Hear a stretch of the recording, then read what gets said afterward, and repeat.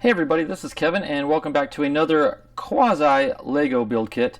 This is actually a gifted Lego kit from my good buddy Don, and he thought I would, because he had just actually recently built a LEGO Technics kit and thought I would really enjoy a LEGO Technics kit, which I will. And this is on par with Technics. It's a little more technical than your standard LEGO kit.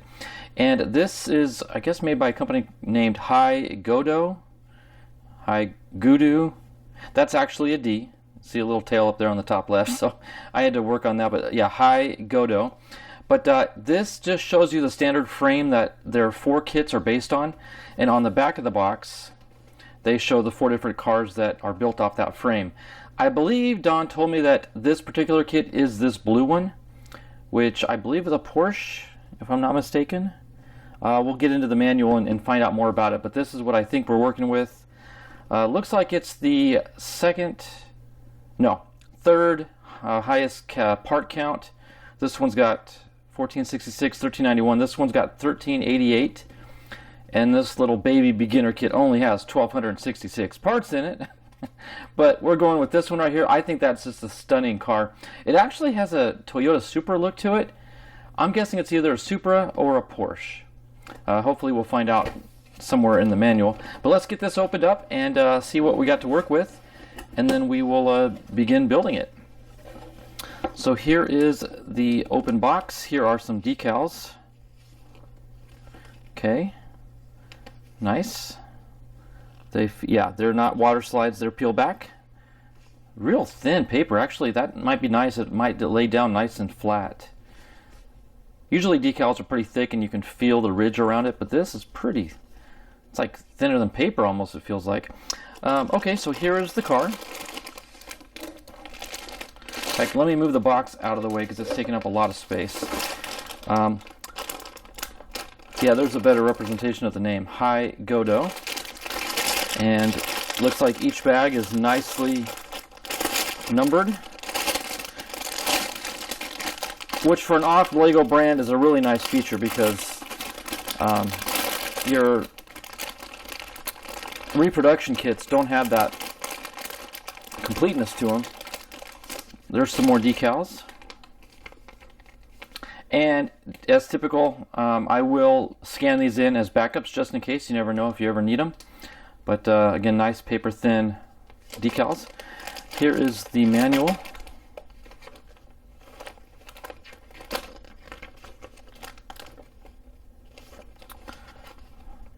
Again, I'm still not seeing the name of the car, but like I said, I'm guessing.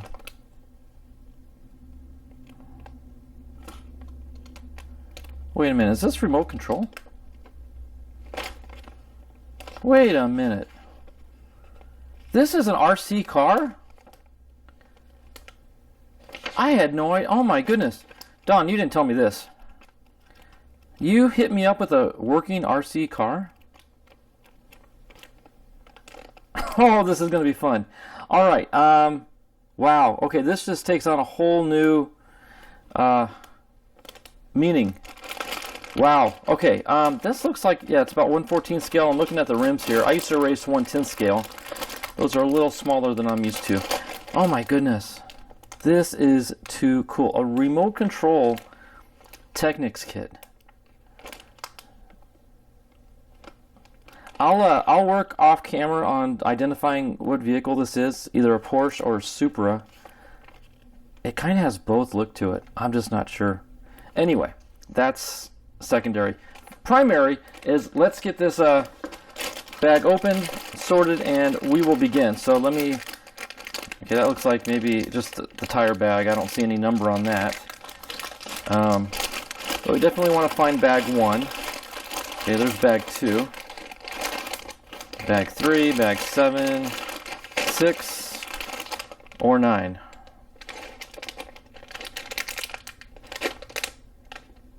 I'm sure I'll figure it out when I see the manual. There's 11. What's this one here? 12. Okay, we got to find one in here before we... There's one. One's got a bunch of little pins and doodads in it. So, okay, and then here's 4, 5, and 10. Uh-oh, we got a Lucy. We got a Lucy. Oh, got a couple Lucy's here.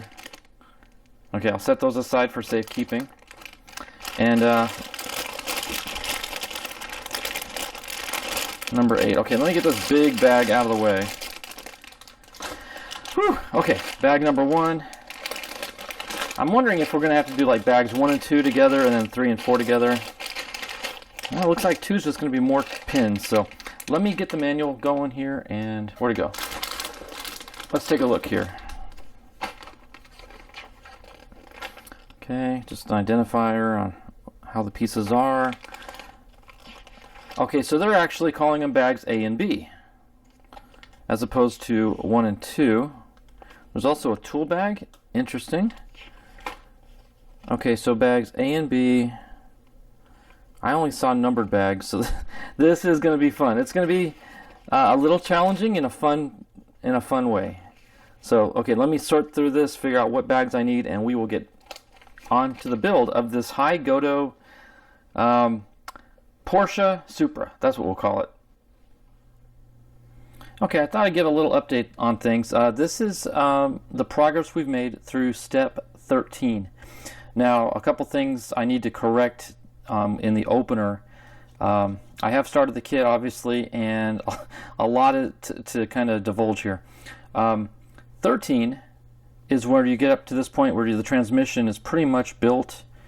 The differential works beautifully. You can see how the gears work opposite there.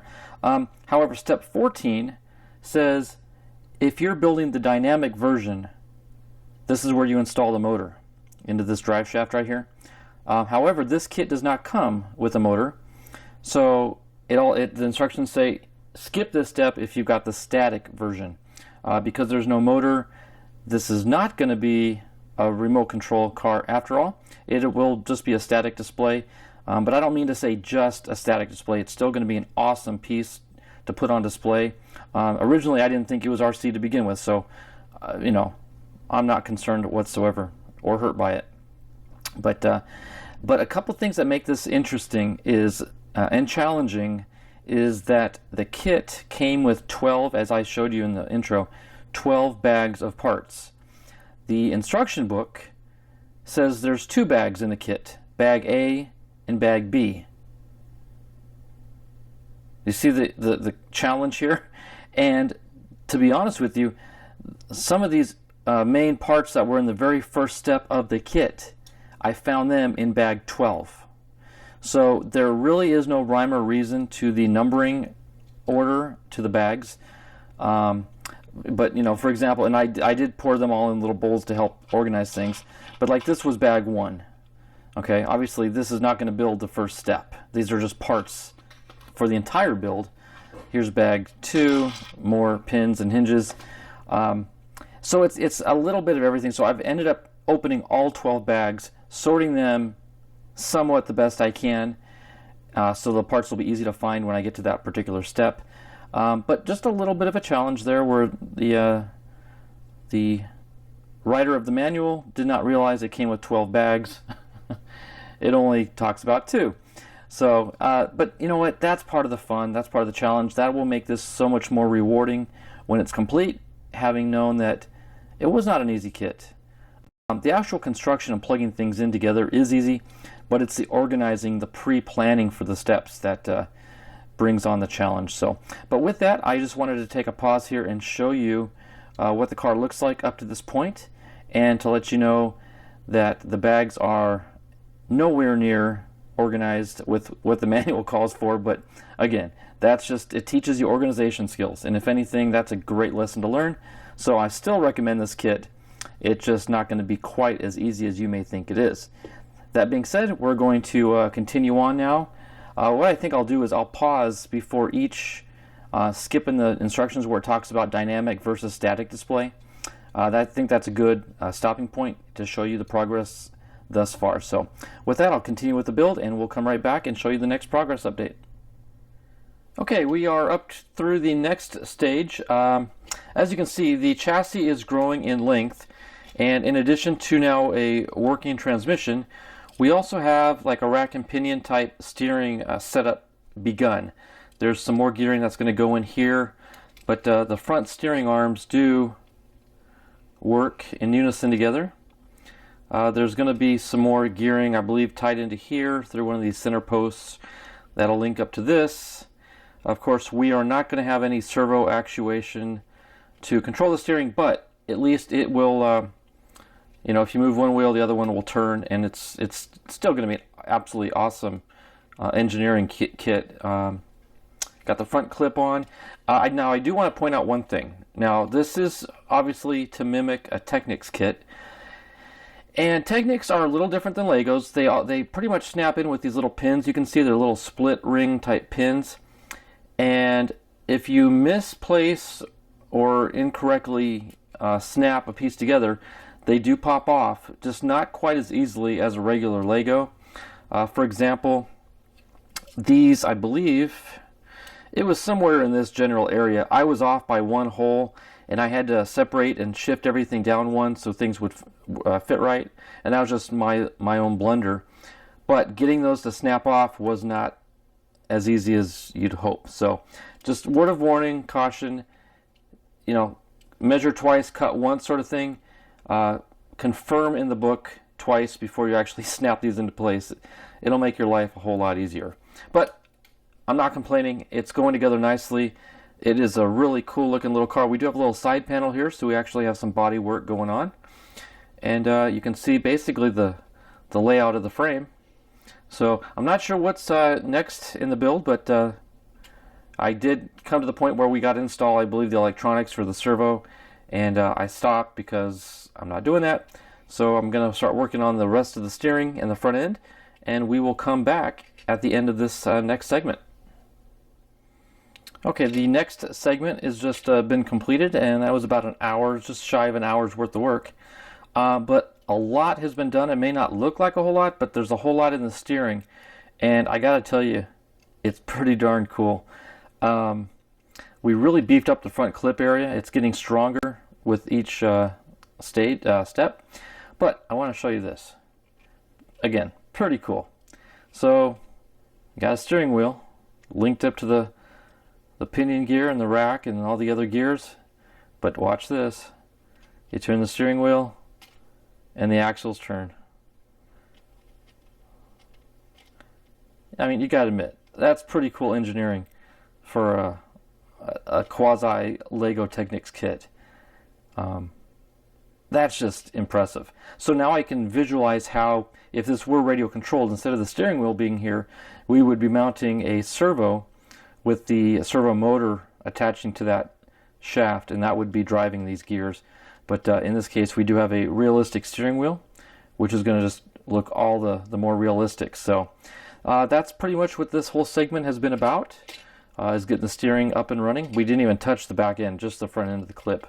But yeah, so looking forward to now where I believe in the future steps on the next segment, we're going to be adding a little bit more structure and rigidity, and then we're going to start working on more body panels as well. So. But that was a good stopping point. Again, about an hour's worth of work. And so now we're going to attack again those parts I just mentioned, and we'll come right back and show you the progress. Okay, another hour and a half has gone by, and a lot has been done in an hour and a half. I got to tell you, that might have been the most productive hour and a half thus far. We really worked on, we did, looks like we had a little front splitter here on the front, but mainly what we focused on were these brackets on the back end. We built up this rear clip, all the attachment points. I'm assuming these are going to be body posts to hold on some body panels, and I say that because we were starting to attach body panels. We do have the roof and the rear hatch deck area, a little bit of the side which had already been done, but we're getting more done. The side of the car looks like we're getting some, maybe a pivot from the door panel, maybe a bit of an angle down to the front bumper. Not quite sure just yet, but it's coming along. Everything seems nice and secure. There's enough flex in it though that we're able to twist and adjust parts to get into place properly. So a little bit of a wiggle room there. So yeah, that's where we stand. I'm going to pull out the manual. We are exactly halfway through the book. I just finished what the manual calls Bag A. I'll show you the book here. We just passed, let me see if I can find the middle page here. The manual, there's the staples. Go a couple more pages. We finished up these steps right here. And then we get to what they say is Bag B, which is the second half of the build. So that's what it's going to look like. I will stop intermittently before we get to this point because that's going to take hours to do. And I want to break this up into segments. So I have already looked through it. I don't see any natural breaks in the build for electronics. I believe we may have already finished up with what would be the RC portion of it. So I'll just have to find a natural break that maybe an hour, hour and a half into this segment, I'll take a pause and show you a little more updates and progress on how things are going. But so far so good. So let me get back to building and we will see you in the next segment. Okay, once again, after about an hour's worth of work here, you can see huge progress being made. It is actually really starting to look like a car. We got the roof, we got the front hood, we've got the fenders, the wheel wells, we got the headlights even. The back of the car is coming along nice. Check this out. The engine hood opens up. Now I'm not sure how much detail is going to go into the underbody here under the hood, but what I do like is you're able to see the steering gearbox, and I'm not sure if that'll ever get covered up, but for now it's pretty cool to see it. Yeah, this is just turning into a gorgeous kit. I love that front splitter, front bumper. What an awesome looking car. And it's really, we're picking up the pace. The parts are getting fewer, so it's easier to identify and find the pieces that I need. When you first start out, you've got a pile of parts in all these different bins and bowls, and you're digging through and trying to find the right part, and it takes a while. But once the herd gets thinned out, so to speak, it's really easy to identify the parts you need, and that picks up the pace. And yeah, we're really flying now. That looks like a Porsche, doesn't it? That is too cool. Oh, there's even some tubing in here. Let me show you this. Some white tubing, and black, and then there's some more white that you have to kind of bend from one outlet to the next. Very interesting concept. Yeah, so anyway, gonna keep plugging along. I think we got to be getting close to like doing the doors. Maybe finishing up some body panels around the back end. The front end looks like it's just about complete, so probably got to do the rear next. And the working doors is going to be pretty cool. So yeah, I'm really excited. It's coming along great. And so let me get back to work, and I'll see you back in another hour, my time, or just a couple seconds, your time. Okay, still making progress on the car. You can see now the back end is filling in nicely. The bumper, let me see if I can get this all on camera. The bumper, let me put it at an angle. Actually, one interesting piece, these little pipings here, the plastic tube, you have to cut it to fit the right length. In this case, it was, I believe, 128 millimeters. And then it just fits into the end pieces of these, I don't know what maybe 60 degrees, 45 degree plug-ins. But it gives a nice effect. Got some clear, transparent red Lego pieces that give the effect of lights. Very, very sharp looking pieces. Yeah, so that's coming along nicely. We're actually running out of parts, so I will tell you my bowls of parts are diminishing, which is good. It means we're nearing the end of the build. Still got to do the seats and the doors and the wheels, and I think that's about it. But we'll just continue plugging away at it. But just want to show you the progress up till now. That's a sharp looking car. Anyway, so that's where we're at. Let me get back to work, and we'll come back and see maybe the seats or the doors. I'm not sure which comes first, probably the seats. But we'll be right back in a second. Okay, we are down to the final piece here. The car is basically done. I started putting the tires on. I thought, you know what, it'd be kind of nice to put the last two tires on video, and we can call it complete.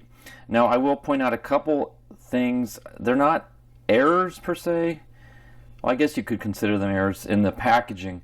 We were missing a few items from the kit, and when I came down to doing the seats, there were not enough parts to finish off the seats.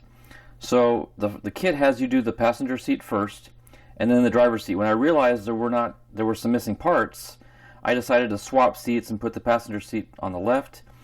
That way, there's at least a driver's seat. And in the future, if I ever get the missing parts, then I can do the passenger seat. But for now, at least we've got the driver's seat. Another thing that I noticed was missing was these door panels right here, the black body panels right here. Those are supposed to be the light gray or light blue, whatever color that is. But they didn't have blue, but the kit came with some extra black ones for some reason. So I ended up using the black, which I don't think looks bad. I mean, you'd really have to know what it looked like in the picture to know that it's the wrong color. But that's just sort of an incidental thing. But to show off a little bit, the doors do open. They've got these little snap things here that keep it closed. And you just swing it open. You can take a look inside.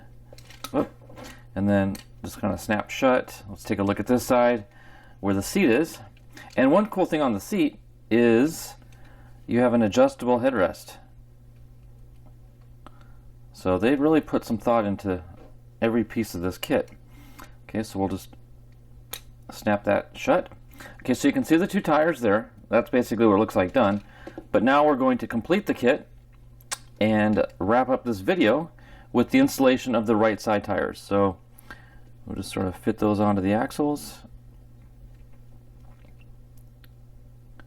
Pretty straightforward, nothing mind-blowing about this. So I'm trying to get those crosses lined up. Oh, it is. I'm sorry. It went on so smooth, I didn't realize it even went on. Let's see how the transmission works here.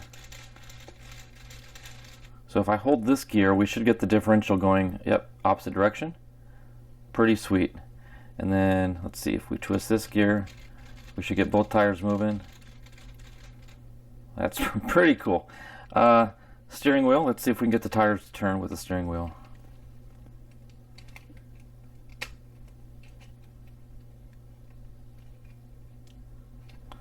Try to find the best way to grip it. Okay, there's a left turn and a right turn. Pretty cool. And open the hood, take a look inside. Now I will point out, and you may have already realized, I am not going to put the decals on well, not for the best reasons, but I will point out the decals came a little crinkly, and of course they would smooth out when I laid it down anyway. But to me, there's just something about this car in its raw form that I like.